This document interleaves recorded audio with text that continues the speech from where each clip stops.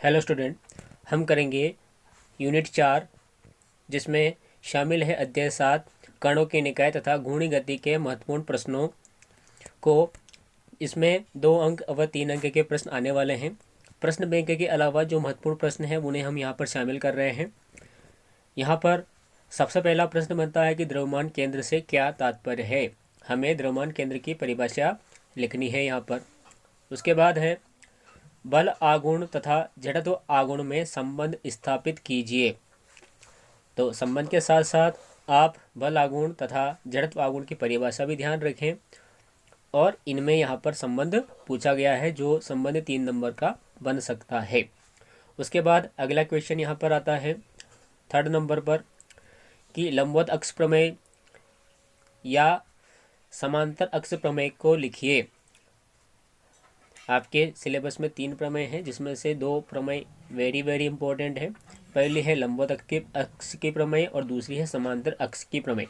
तो यहाँ पर हमें इनका कथन लिखना है। यदि 2 नंबर में आता है तब या तो लंबवत अक्ष की प्रमेय का कथन लिखिए या फिर समांतर अक्ष की प्रमेय का कथन लिखिए।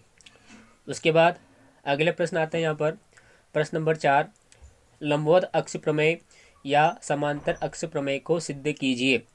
2 नंबर के लिए परिभाषा आएगी और 3 नंबर के लिए उनको सिद्ध करना आएगा, या तो लंबवत अक्ष की प्रमेय या फिर समांतर अक्ष की प्रमेय। उसके बाद अगला प्रश्न है यहाँ पर इस पाठ का, घूर्णी गति के 3 नियम लिखिए।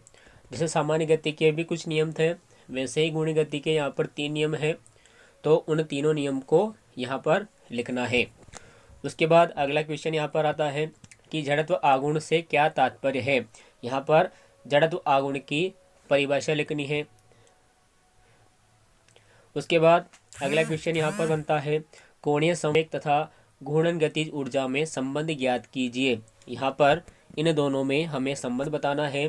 उसके साथ साथ आप कोणीय संवेग की परिभाषा भी जरूर याद रखें और घूर्णन गतिज ऊर्जा क्या होती है इसके डेफिनेशन भी जरूर करके जाए।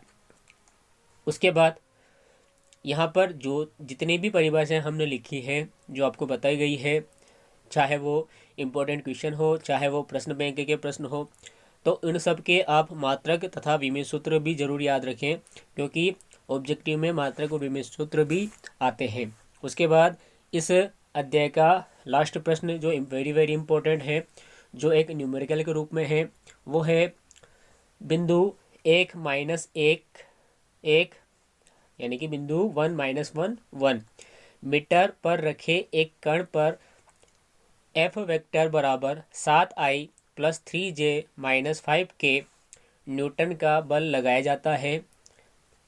यानी कि एक बिंदु दे रखा है और एक बल दे रखा है यहाँ पर F। तो मूल बिंदु के सापेक्ष बल आघूर्ण की गणना कीजिए। अपने को मूल बिंदु के सापेक्ष यहाँ पर बल आघूर्ण यानी कि टाउ की गणना करनी है। तो यदि आप प्रश्न बैंक के साथ साथ इन क्वेश्चन को भी अच्छे से कर पाएंगे तो इस पार्ट में से सारे क्वेश्चन आपको यहीं से बैठ जाएंगे।